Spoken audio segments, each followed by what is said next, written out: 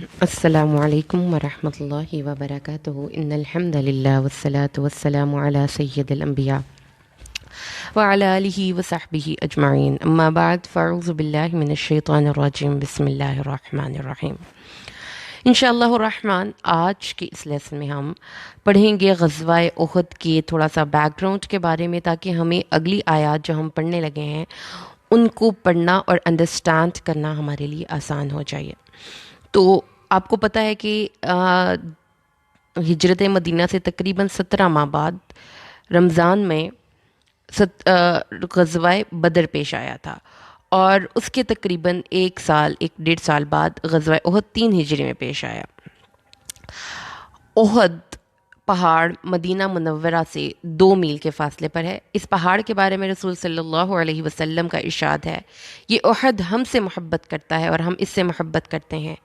جب تم اس کے پاس سے گزرو تو اس کے درختوں کا تھوڑا سا پھل کھا لیا کرو۔ غزوہ احد کیوں ہوا؟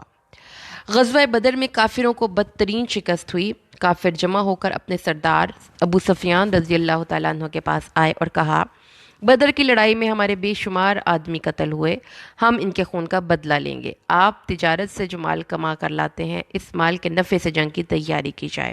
ابو سفیان نے ان کی بات منظور کی اور جنگ کی تیاریاں زور و شور سے شروع ہو گئیں۔ کہا جاتا ہے کہ سامان تجارت سے جو نفع ہوا تھا وہ 50,000 دینار تھا۔ غزوہ بدر میں رسول صلی اللہ علیہ وسلم نے ابو حمزہ شاعر کو فدیہ لیے بغیر رہا کر دیا تھا، اور اس نے اقرار کیا تھا کہ مسلمانوں کے خلاف شعر نہیں کہے گا۔ اب جب جنگ کی تیاریاں ہوئیں تو لوگوں نے اسے کہا کہ شعر کہو، تو اس نے انکار کر دیا، لیکن پھر وعدہ خلافی پر اتر آیا۔ آخرکار قریشی لشکر مکہ معظمہ سے نکلا اور مدینہ منورہ کی طرف روانہ ہوا۔ قریش کے لشکر میں عورتیں بھی تھیں۔ عورتیں بدن میں مارے جانے والوں کا نوحہ کرتی جاتی تھیں، اس طرح یہ اپنے مردوں میں جوش پیدا کر رہی تھیں، انہیں شکست کھانے یا میدان جنگ سے بھاگ جانے پر شرم دلا رہی تھیں۔ قریش کی جنگی تیاریوں کی اطلاع حضور صلی اللہ علیہ وسلم کے چچا حضرت عباس نے بھیجی۔ انہوں نے یہ اطلاع ایک خط کے ذریعے بھیجی۔ خط لے جانے والے نے 3 دن اور رات مسلسل سفر کیا۔ آپ اس وقت قباء میں تھے جب آپ کو یہ خط ملا۔ حضور صلی اللہ علیہ وسلم قباء سے مکہ پہنچے اور صحابہ کرام سے قریشی لشکر کے مقابلے کے بارے میں مشورہ کیا۔ آپ صلی اللہ علیہ وسلم کی رائے یہ تھی کہ شہر سے باہر پر حملہ کرنے کی بجائے شہر میں رہ کر اپنا دفاع کیا جائے۔ تو آپ نے فرمایا، اگر تمہاری رائے ہو تو مدینہ منورہ میں رہ کر ہی مقابلہ کرو۔ ان لوگوں کو وہی رہنے دو جہاں وہ ہیں۔ اگر وہ وہاں پڑے رہتے ہیں تو وہ جگہ ان کے لیے بدترین ثابت ہوگی، اور اگر ان لوگوں نے شہر میں آ کر ہم پر حملہ کیا تو جنگ کریں گے، اور ہم اس شہر کو ان سے زیادہ جانتے ہیں۔ لیکن رسول صلی اللہ علیہ وسلم کی اس رائے پر منافقین کے پرجوش جو نوجوان اور صحابہ تھے، انہوں نے یہ کہا کہ نہیں، ہم باہر جا کر مقابلہ کرنا چاہتے ہیں، کیونکہ وہ بدر میں شامل نہیں ہو سکے تھے اور انہیں افسوس تھا کہ وہ بہادری کے جوہر نہیں دکھا سکے۔ تو انہوں نے پھر یہ کہا کہ ہمیں ساتھ لے جا کر ہم باہر چل کر دشمنوں کا مقابلہ کریں گے۔ لیکن بڑے بڑے جیش صحابہ کرام اور خاص طور پہ منافقوں کے سردار عبداللہ بن ابی نے بھی رسول صلی اللہ علیہ وسلم کو یہی مشورہ دیا کہ شہر کے اندر رہ کر مقابلہ کیا جائے۔ لیکن رسول صلی اللہ علیہ وسلم نے جو دوسرے مسلمان تھے پرجوش، وہ کہتے تھے ہمیں ساتھ لے جا کر دشمنوں کے مقابلے کے لیے باہر چلیں، تاکہ وہ ہمیں کمزور اور بزدل نہ سمجھیں، ورنہ ان کے حوصلے بہت بڑھ جائیں گے، اور ہم تو یہ سوچ بھی نہیں سکتے کہ وہ ہمیں دھکیلتے ہوئے ہمارے گھروں میں گھس آئیں گے۔ تو اس طرح سے حضرت حمزہ ابو طالب نے بھی یہی بات کہی۔ آخرکار آپ نے ان کی بات مان لی۔ آپ نے ان کو جمعہ کی نماز پڑھائی، ان کو واعظ دیا اور حکم دیا کہ پوری تندہی اور ہمت کے ساتھ جنگ میں شامل ہوں اور صبر کا مظاہرہ کریں۔ لوگ یہ سن کر خوش ہو گئے۔ اس کے بعد آپ صلی اللہ علیہ وسلم کے ساتھ عصر کی نماز پڑھی۔ اس کے بعد آپ صلی اللہ علیہ وسلم نے جنگی لباس پہنا۔ باہر لوگ آپ کا انتظار کر رہے تھے اور صفے باندھے کھڑے تھے۔ حضرت سعد بن معاذ اور حضرت اسید بن حضیر نے مسلمانوں سے کہا، رسول صلی اللہ علیہ وسلم کی مرضی شہر میں رہ کر لڑنے کی تھی، تم لوگوں نے ان کو باہر نکل کر لڑنے پر مجبور کیا ہے۔ بہتر یہ ہوگا کہ اس معاملے کو آپ رسول کی چوائس پہ چھوڑ دیں صلی اللہ علیہ وسلم، جو وہ رائے دیں اسی میں بھلائی والی ہے۔ تو لوگوں نے بھی پھر یہی بات ہو رہی تھی کہ رسول صلی اللہ علیہ وسلم نے جنگی لباس زیب تن کیا ہوا تھا اور باہر تشریف لے آئے، آپ نے دوہری زرہ پہن رکھی تھی۔ ان زرہوں کا نام ذات الفضول اور فضا تھا۔ آپ صلی اللہ علیہ وسلم نے کو یہ زریں بنی قینقاع سے مال غنیمت کے طور پر ملی تھی۔ رسول صلی اللہ علیہ وسلم کی جو زرہ ہے نا، ذات الفضول، یہ وہ زرہ ہے جب رسول صلی اللہ علیہ وسلم کا انتقال ہوا تھا تو وہ ایک یہودی کے پاس رہن رکھی ہوئی تھی، جس کو کہ حضرت ابو بکر صدیق نے وہ رقم ادا کر کے واپس لیا تھا۔ زرہیں آپ نے لباس کے اوپر پہن رکھی تھیں۔ اس وقت جو پرجوش صحابہ اور مسلمان جنہوں نے رسول صلی اللہ علیہ وسلم کو شہر سے باہر جا کر جنگ کرنے پر آمادہ کیا تھا، ان کو دوسرے مسلمانوں نے جب بار بار یہ کہا کہ رسول کی تو یہ مرضی نہیں تھی، تو پھر انہوں نے آ کر رسول صلی اللہ علیہ وسلم سے عرض کیا، یا رسول اللہ، ہمارا مقصد یہ نہیں تھا کہ آپ کی رائے کی مخالفت کریں یا آپ کو مجبور کریں، لہذا جو آپ کو مناسب ہو سمجھیں وہ کریں۔ آپ نے فرمایا، اب میں جنگ کے ہتھیار پہن چکا ہوں، اور اس وقت تک اب کسی بھی نبی کے لیے جائز نہیں کہ جب تک وہ ہتھیار پہن لے تو اس کے بعد پھر وہ اس کو اتارے، اور یہاں تک کہ اللہ اس کے اور دشمنوں کے درمیان فیصلہ کرے۔ آپ صلی اللہ علیہ وسلم نے اس موقع پر 3 پرچم بنوائے۔ ایک پرچم قبیلہ اوس کا، یہ اسید بن حضیر رضی اللہ تعالیٰ عنہ کے ہاتھ میں تھا۔ دوسرا پرچم مہاجرین کا، یہ حضرت علی رضی اللہ تعالیٰ عنہ، یہ حضرت مصعب بن عمیر، ان دونوں کے نام آتے ہیں، کے ہاتھ میں تھا۔ تیسرا پرچم خزرج کا تھا، یہ حباب بن منظر رضی اللہ تعالیٰ عنہ یا سعد بن عبادہ کے ہاتھ میں تھا۔ اس طرح حضرت صلی اللہ علیہ وسلم 1000 کا لشکر لے کر روانہ ہوئے۔ لشکر میں آپ صلی اللہ علیہ وسلم کے آگے سعد بن معاذ، سعد بن عبادہ رضی اللہ تعالیٰ عنہما چل رہے تھے۔ یہ دونوں قبیلہ اوس اور خزرج کے سردار تھے۔ آپ صلی اللہ علیہ وسلم نے مدینہ منورہ کا نظام ایک نابینا صحابی عبداللہ بن ابن مکتوم رضی اللہ تعالیٰ عنہ کے حوالے کیا، اور آپ مدینہ سے کوچ کر کر سنیا کے مقام پر پہنچے۔ پھر یہاں سے روانہ ہو کر شیخین کے مقام پر پہنچے۔ شیخین 2 پہاڑوں کا نام تھا۔ آپ صلی اللہ علیہ وسلم نے یہاں پہنچ کر اپنے لشکر کا معائنہ کیا، کم عمر نوجوانوں کو واپس بھیج دیا۔ یہ ایسے نوجوان تھے جو ابھی 15 سال سے کم عمر تھے۔ ان کم سن مجاہدوں میں رافع بن خدیج، سمرہ بن جندب رضی اللہ تعالیٰ عنہ بھی شامل تھے، لیکن آپ نے پھر حضرت رافع کو جنگ میں حصہ لینے کی اجازت دے دی۔ یہ سن کر حضرت سمرہ بن جندب نے کہا، اگر رافع کو اجازت دی ہے اور مجھے واپس جانے کا حکم دیا ہے، حالانکہ میں رافع سے زیادہ طاقتور ہوں۔ اس پر آپ نے فرمایا، اچھا تو پھر تم دونوں میں کشتی ہو جائے۔ پھر دونوں میں کشتی کا مقابلہ ہوا تو سمرہ بن جندب نے رافع کو جنگ میں پچھاڑ دیا۔ اس طرح انہیں جنگ میں حصہ لینے کی اجازت ہوئی۔ آپ صلی اللہ علیہ وسلم فوج کے معائنے سے فارغ ہوئے تو سورج غروب ہو گیا۔ حضرت زبیر رضی اللہ تعالیٰ عنہ نے اذان دی، آپ صلی اللہ علیہ وسلم نے نماز پڑھائی، عشاء کی نماز ادا کی۔ نماز کے بعد آپ آرام کے لیے لیٹ گئے، اور رات کا پہرا دینے کے لیے آپ نے 50 مجاہدوں کو مقرر کیا۔ ان کا سالار محمد بن مسلمہ رضی اللہ تعالیٰ عنہ کو مقرر کیا، اور یہ تمام رات اسلامی لشکر کا پہرا دیتے رہے۔ اسلامی لشکر نے جس مقام پر پڑاؤ ڈالا تھا، اس مقام کا نام شوت تھا، شین واو طا۔ آپ صلی اللہ علیہ وسلم نے یہاں پہ فجر کی نماز ادا کی، اور اس وقت لشکر میں عبداللہ بن ابی بھی موجود تھا۔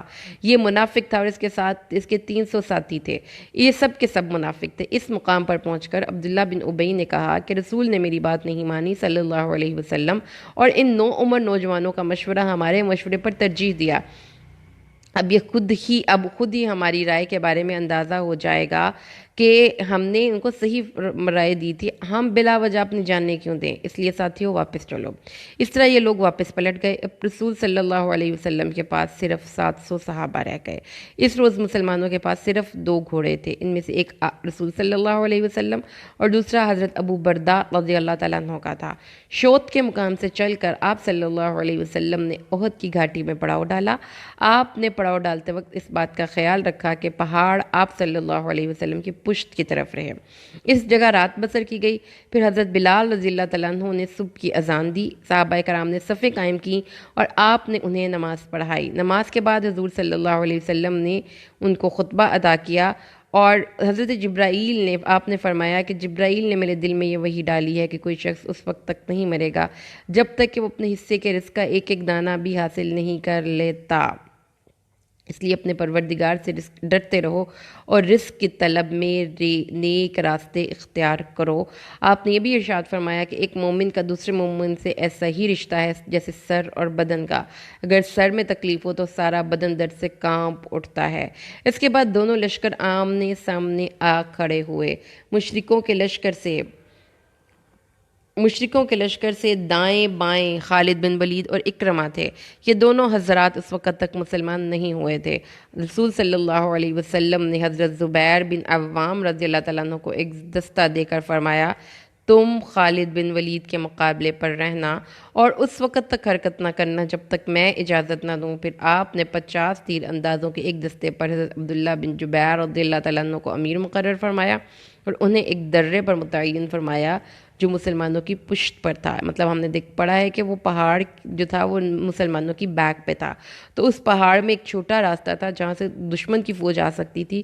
اس چھوٹے راستے پر آپ نے عبداللہ بن جبیر کو ان کا امیر مقرر کیا اور 50 تیر انداز ان کے ساتھ رکھے اور ان کو یہ بتایا کہ کچھ بھی ہو تم نے یہ جگہ نہیں چھوڑنی، چاہے فتح ہو یا چاہے شکست ہو۔ اس کے بعد رسول صلی اللہ علیہ وسلم نے ایک تلوار نکالی اور فرمایا، کون مجھ سے یہ تلوار لے کر اس کا حق ادا کرتا ہے؟ اس پر کئی صحابہ کرام اٹھ کر اس کی طرف لپکے، لیکن آپ نے وہ تلوار کسی کو نہیں دی۔ ان میں حضرت علی بھی شامل تھے۔ آپ نے صحابہ سے فرمایا، بیٹھ جاؤ۔ زبیر بن عوام نے بھی وہ تلوار لینے کی کوشش کی، آپ نے ان کو بھی انکار کر دیا۔ آخرکار صحابہ کے مجمع میں حضرت ابو دجانہ رضی اللہ تعالیٰ عنہ اٹھے عرض کیا، یا رسول اللہ صلی اللہ علیہ وسلم، میں اس تلوار کا حق ادا کروں گا۔ آپ نے وہ تلوار انہیں عطا کی۔ ابو دجانہ بہت بہادر انسان تھے، جنگ کے دوران اس طرح سے اکڑ کر چلتے تھے کہ دوسرے انسانوں کو ان کی چال سے اکڑ کر چلتے تھے، اور رسول صلی اللہ علیہ وسلم ان دونوں لشکروں کے درمیان اکڑ کر چلتے دیکھا تو فرمایا، یہ چال ایسی ہے جس کو اللہ نہیں پسند کرتا سوائے اس موقع پر، یعنی اس سے دشمنوں کے دلوں میں دھاک پیدا ہو اور یہ محسوس ہو کہ مجھے آپ کا ذرا جتنا بھی ڈر نہیں۔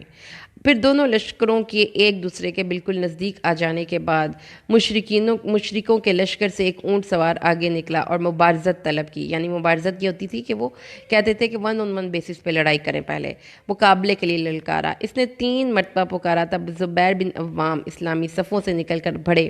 حضرت زبیر اس وقت پیدل تھے جبکہ دشمن اونٹ پر سوار تھا۔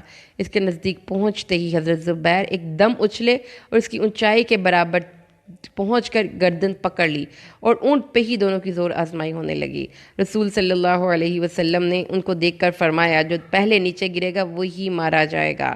اچانک مشرک نیچے گرا، پھر حضرت زبیر اس پر گرے اور گرتے ہی فوراً اس پر تلوار کا وار کیا اور وہ جہنم رسید ہو گیا۔ آپ نے حضرت زبیر کی تعریف ان الفاظ میں فرمائی، ہر نبی کا ایک حواری ہوتا ہے اور میرے حواری زبیر ہیں۔ پھر آپ نے ارشاد فرمایا، اگر اس مشرک کے مقابلے میں زبیر نہ نکلتے تو شاید میں خود نکلتا۔ ان مشرکوں کی صفوں میں ایک اور شخص نکلا، اس کا نام طلحہ بن ابو طلحہ تھا۔ یہ قبیلہ عبدالدار سے تھا اور اس کے ہاتھ میں پرچم تھا۔ اس نے بھی مبارزت طلب کی اور مسلمانوں کو للکارا۔ تب حضرت علی رضی اللہ تعالیٰ عنہ مسلمانوں کی صفوں سے نکل کر اس کے سامنے گئے۔ دونوں میں مقابلہ شروع ہوا اور دونوں نے ایک دوسرے پر تلوار کے وار کیے۔ حضرت علی کا ایک وار اس کی ٹانگ پر لگا، ٹانگ کٹ گئی اور وہ بری طرح گرا اور اس کے کپڑے الٹ گئے اور وہ اس طرح سے برہنہ ہوا، میرے بھائی میں خدا کا واسطہ دے کر تجھ سے رحم کی بھیک مانگتا ہوں۔ حضرت علی نے طلحہ ابو طلحہ کو چھوڑ دیا اور لوٹ آئے۔ آپ نے فرمایا، علی تم نے اس کو کیوں چھوڑ دیا؟ اس نے کہا، انہوں نے حضرت علی نے فرمایا، انہوں نے مجھے اللہ کا واسطہ دے کر رحم کی درخواست کی تھی۔ آپ نے فرمایا، اس کے قتل کراؤ۔ آپ نے حضرت علی نے اس کو قتل کر دیا۔ اس کے قتل کے بعد مشرکوں کا پرچم اس کے بھائی عثمان بن ابو طلحہ نے لے لیا۔ اس کے مقابلے پر حضرت حمزہ آئے، انہوں نے نزدیک پہنچتے ہی تلوار کا وار کیا۔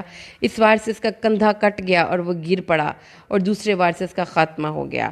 اس طرح سے یہ سارے جنگ کا آغاز ہوتا رہا اور اسی طریقے سے پورے کا پورا لشکر جو تھا، ابو طلحہ کا بیٹا مصافح آگے بڑھا۔ حضرت عاصم بن ثابت بن ابو الفلاح رضی اللہ تعالیٰ عنہ نے اس پر تیر چلایا اور وہ بھی ہلاک ہو گیا۔ اس کے بعد اس کا بھائی حارث میدان میں آیا، وہ بھی مارا گیا۔ ان دونوں کی ماں بھی لشکر میں موجود تھی اور ان دونوں بیٹوں نے اپنی ماں کی گود میں دم توڑا۔ اس کے بعد اس کے ساتھ ہی اعلان کیا کہ جو شخص عاصم بن ثابت کا سر کاٹ کر لائے گا وہ اسے 100 اونٹ کا انعام دے گی۔ حضرت عاصم رضی اللہ تعالیٰ عنہ اس جنگ میں شہید نہیں ہوئے۔ ان دونوں کے قتل کے بعد ان کے بھائی کلاب نے پرچم اٹھا لیا، اسے بھی حضرت طلحہ بن عبید اللہ نے قتل کیا۔ اس طرح یہ چاروں اپنے باپ کی طرح وہیں قتل ہوئے، 4 بیٹے۔ اس کے بعد قریشی پرچم ارات بن شرجال نے اٹھایا اور اس کے مقابلے میں حضرت علی آئے اور وہ بھی مارا گیا۔ یہ اب عام جنگ شروع ہوئی اور دونوں لشکر ایک دوسرے پر پوری طاقت سے حملہ آور ہوئے۔ اس جنگ کے شروع میں ہی مشرکوں کے گھڑ سوار دستے نے 3 دفعہ اسلامی لشکر پر حملہ کیا، لیکن رسول صلی اللہ علیہ وسلم نے جو دستہ پہاڑ پر مقرر کیا تھا اس نے ہر بار تیروں کو مار مار کر ان کو پیچھے ہٹنے پر مجبور کر دیا۔ اب سچویشن یہ ہے کہ مشرکین بدحواسی کے عالم میں مسلمانوں کے حملوں کو روک رہے ہیں، مسلمان حملہ کر رہے ہیں اور مسلمان ان کو زبردست نقصان پہنچا رہے ہیں اور ان کی لڑائی پورے زوروں پر ہے۔ مشرکوں کی عورتوں میں ہندا بھی تھی، اسے آپ یہ اندازہ لگائیے نا کہ مشرکین میں وہاں پر عورتیں بھی جنگ میں تھیں اور وہ بھی پوری طرح ایکٹیو تھیں۔ ابو سفیان کی بیوی ہندا تھی اور مسلمانوں کی سخت ترین دشمن تھی۔ اس نے ہاتھ میں دف لے کر دوسری عورتوں کے ساتھ مل کر دف بجا کر گیت گا گا کر انہوں نے اپنے مردوں کو جوش دلایا۔ حضرت ابو دجانہ نے جو تلوار اٹھائی تھی انہوں نے اس کا حق ادا کیا۔ حضرت زبیر بن عوام فرماتے ہیں جب آپ نے اعلان فرمایا کہ اس تلوار کا حق کون ادا کرے گا، مجھے 3 مرتبہ تلوار مانگنے کے باوجود آپ نے مجھے وہ تلوار نہ دی، لیکن حالانکہ میں آپ کا پھوپھی ذات تھا۔ آپ نے وہ تلوار ابو دجانہ کو دی تو میں نے دل میں کہا دیکھتا ہوں کہ یہ اس تلوار کا حق کس طرح ادا کرتے ہیں۔ اس کے بعد میں نے ان کا پیچھا کیا اور سائے کی طرح ان کے ساتھ لگا رہا۔ میں نے دیکھا کہ انہوں نے اپنے موزے میں سے ایک سرخ رنگ کی پٹی نکالی۔ اس پٹی کے ایک طرف لکھا تھا اللہ کی مدد اور فتح قریب ہے اور دوسری طرف لکھا تھا جنگ میں بزدلی شرم کی بات ہے، جو میدان سے بھاگا وہ جہنم کی آگ سے نہیں بچ سکتا۔ یہ پٹی نکال کر انہوں نے اپنے سر پر باندھ لی۔ انصاری مسلمانوں نے جب یہ دیکھا تو بول اٹھے ابو دجانہ نے موت کی پٹی باندھ رکھی ہے۔ انصاریوں میں یہ بات مشہور تھی کہ حضرت ابو دجانہ جب یہ پٹی سر پر باندھ لیتے ہیں تو پھر دشمنوں پر اس طرح ٹوٹتے ہیں کہ کوئی ان کے مقابلے پر ٹک نہیں سکتا۔ چنانچہ اس پٹی کے باندھنے کے بعد انہوں نے انتہائی خوفناک انداز میں جنگ شروع کی۔ وہ دشمن پر موت بن کر گرے، انہیں گاجر مولی کی طرح کاٹ کر رکھ دیا اور دشمنوں کو اس حد تک قتل کیا کہ آخرکار یہ تلوار مڑ گئی اور مڑ کر درانتی جیسی ہو گئی۔ اس وقت مسلمان پکار اٹھے، ابو دجانہ نے واقعی تلوار کا حق ادا کیا۔ حضرت زبیر رضی اللہ تعالیٰ عنہ کہتے ہیں مشرکوں میں سے ایک شخص میدان جنگ میں زخمی مسلمانوں کو تلاش کر کر کے شہید کر رہا تھا۔ میری نظر اس پر پڑی تو میں نے دعا مانگی، یا اللہ اس کا سامنا ابو دجانہ سے ہو جائے۔ اللہ نے میری دعا قبول فرمائی اور اس کا سامنا ابو دجانہ سے ہو گیا اور اب دونوں میں تلوار کے وار ہونے لگے۔ اچانک اس مشرک نے ابو دجانہ پر تلوار بلند کی۔ اس مشرک کے وار سے ابو دجانہ نے اپنے چمڑے کی ڈھال پر روکا اور مشرک کی تلوار اس کی ڈھال میں دھس گئی۔ اس موقع سے فائدہ اٹھاتے ہوئے حضرت ابو دجانہ نے ان کا کام تمام کر دیا۔ یہ تمام کے تمام جو واقعات ہم پڑھ رہے ہیں میں اتنی ڈیٹیل میں اس لیے یہاں پہ آپ سب لوگوں کے ساتھ ڈسکس کر رہی ہوں کہ ہم لوگوں نے بہت لمبی لمبی سوپ سیریز دیکھتے ہیں، بہت بڑے بڑے سے ہم جو ڈراماز دیکھتے ہیں جس میں کئی ہزار قسطیں ہوتی ہیں اور ہم بڑے مزے سے اس کو دیکھتے ہیں، لیکن جب ہم رسول صلی اللہ علیہ وسلم کی زندگی کے بارے میں کچھ پڑھنے لگتے ہیں تو ہم بہت مختصر ترین جگہوں سے اس کو پڑھتے ہیں تاکہ ہمیں پتہ چل جائے کہ غزوہ احد کیا تھا، غزوہ بدر کیا تھا۔ ہمیں ان چیزوں کو اتنی ہی ڈیٹیل میں اور اتنی ہی انٹرسٹ سے پڑھنا چاہیے، اپنے بچوں کے ساتھ بیٹھ کر خود ان کو بتانا اور پڑھانا چاہیے، اور اس کو ایسے پڑھنا چاہیے کہ یہ رسول صلی اللہ علیہ وسلم اور ان لوگوں کی کہانیاں ہیں جنہوں نے اپنی جانوں کا نذرانہ، جانوں کو ہتھیلیوں پر رکھ دیا۔ کس کاز کے لیے؟ اپنی ذات کے لیے نہیں، اس دین کو آگے پہنچانے کے لیے۔ تو اتنا جتنا ہم نے پڑھا ہے، یہاں تک ہم لوگوں نے جو پڑھا ہم نے ڈیٹیل میں اس لیے پڑھا کہ ہمیں آگے یہ پتہ چلے گا کہ اللہ تبارک و تعالیٰ نے بہت زیادہ کمنٹری کی ہے اس بات کی، اور اس کا جو ذکر ہمیں قرآن میں ملتا ہے یہ ہمیں یہ چیز بتاتا ہے کہ قیامت کے دن تک کے مسلمانوں کے لیے ان 2 جنگوں میں بہت عبرت کی باتیں ہیں۔ ان عبرت کی باتوں کو ہم قرآن سے ہی پڑھیں گے، لیکن بیک گراؤنڈ سیٹ کرنے کے لیے میں نے یہاں تک آپ کو ابھی بتایا ہے کہ ہم نے غزوہ احد کیسے شروع ہوئی، کیسے مشرکوں پر اور رسول صلی اللہ علیہ وسلم کے صحابہ میں جنگ کا کیا شوق تھا اور وہ اپنی جانوں کی پرواہ کیے بغیر اس جنگ میں شامل تھے۔ یہاں تک انشاءاللہ اسی سلسلے کو انشاءاللہ ہم اگلے لیسن میں کنٹینیو کریں گے۔ اللہ سے دعا کیجئے اللہ تبارک و تعالی ہمیں اپنے دین کی سمجھ اور نبی کریم صلی اللہ علیہ وسلم کے ساتھ سچی محبت اور تابعداری نصیب فرمائے، آمین۔ بارک اللہ لی و لکم فی القرآن الحکیم۔ ونفعني وإياكم بالآيات والذكر الحكيم. السلام علیکم.